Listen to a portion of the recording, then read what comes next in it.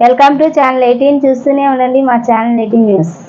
కృష్ణా, గుంటూరు ఉమ్మడి జిల్లాల ఇండిపెండెంట్ అభ్యర్థి తిరువీధుల శారద ముమ్మరంగా ఎన్నికల ప్రచారం చేస్తున్నారు.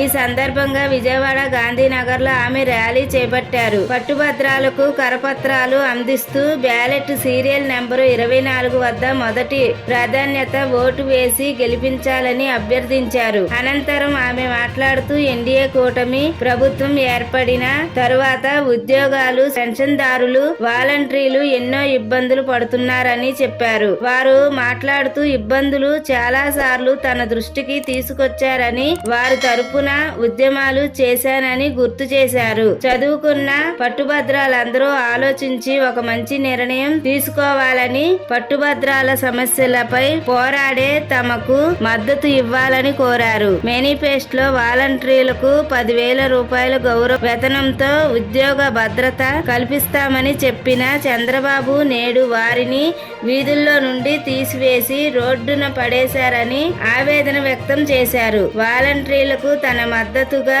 ఉంటానని, తనను ఎమ్మెల్సీగా గెలిపిస్తే మార్చి 4న దుర్గమ్మ సాక్షిగా వాలంటీర్ల కోసం దీక్ష చేపడతానని స్పష్టం చేశారు. ఉపాధ్యాయులు, విద్యార్థులు ఎన్నో రకాల బాధలు పడుతున్నారని, ఫీజు రియంబర్లు లేవు, అమ్మఒడి లేదని ఆందోళన వ్యక్తం చేశారు.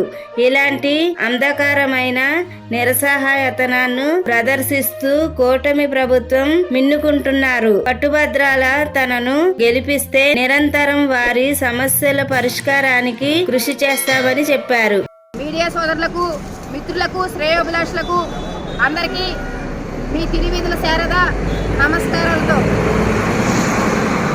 మరి ఈ నెల 27వ తేదీన జరగబోయే ఉమ్మడి కృష్ణా, గుంటూరు జిల్లాల పట్టభద్రుల ఎమ్మెల్సీ ఎలక్షన్ ప్రచారం నిమిత్తం ఈరోజు ఎన్టీఆర్ జిల్లాలోకి మేము ప్రవేశించడం జరిగింది. ఆ దుర్గమ్మ తల్లి ఆశీస్సులతో